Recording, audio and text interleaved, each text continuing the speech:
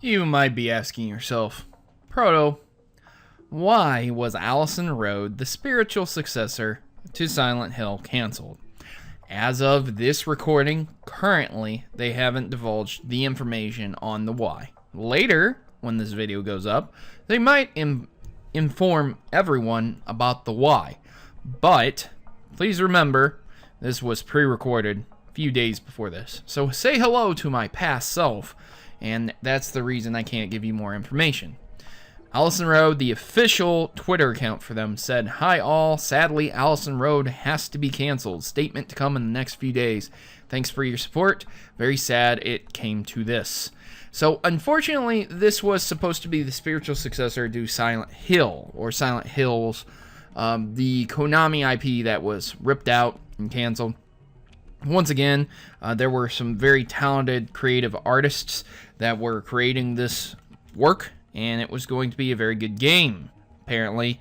A lot of people were hyping it up. Kojima and Del Toro were doing it.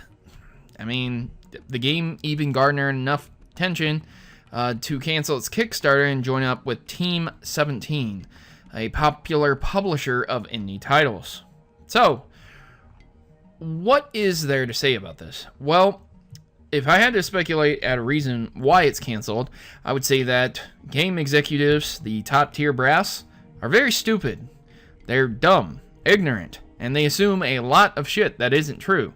So, in a statement from one of the bigger execs on the Battlefield World War I kind of direction that they were going with, he stated that he didn't want to do that and initially rejected it because he was afraid that children didn't know about World War I and only knew about more recent wars after Vietnam. Yeah, you heard me right. As if, like, we don't have history class in America.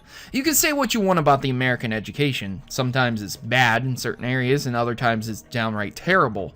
But in my area, I was taught about World War I, World War II, and all the wars in between, here and there. Small conflicts, Grenada, Vietnam, Desert Storm, Desert Shield.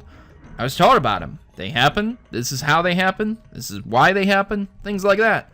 And I'm not really understanding exactly what the hell that exec was thinking. So yeah, no joke. Look it up. It's crazy, man. I heard about that. I was like, what the fuck? For real? So I wouldn't be surprised if it wasn't some bullshit like that. Perhaps it was just two creative minds clashing and couldn't work together. Perhaps it was just not in the cards. They didn't have enough money. But I do find it very, very odd that this game, Silent Hills, the spiritual successor, it can't be made. Apparently, survival horror is dead. Like, that's not a pun. It's literally dead. Nobody wants to see survival horror games these days. And I don't know why. I'm not a big survival horror fan. I've got to tell you, I don't really like the Slenderman game. I don't know what other games like Resident Evil. It's just not my thing. But I can appreciate it. I can appreciate the art. I can appreciate the fear that it makes you feel. But I do feel that the zombie game craze kind of popped that bubble. And when games like Dead Rising 3 came out, the flair was just lost. And a lot of other industries, a lot of other people making games kind of looked over at that and said, that doesn't seem like a good idea to do. Now, Amnesia and other games similar to that had come out and filled the void for a while, but it's been a long time since there's been a serious survival horror game to release. So I find, if I had to take a guess, if I really had to take a guess, I would say it's probably a head exec, a head marketing researcher that are so out of touch and so stupid that they just look at other numbers from other survival horror games and they say, well, look over here at this survival horror game. This is the same exact theme and genre that we're doing. That's a bad idea. We can't sink any more money into this. This didn't sell well. And that's it. They could just cut the cord like that. But in reality, if you look at a survival horror game like Dead Rising 3, it's more action-y, it's more satire, comedy. This game would have been more akin to Amnesia, and you can look at the numbers that Amnesia brings in, but I'm quite sure that a AAA developer or an indie title developer might not be looking at an indie developer's numbers.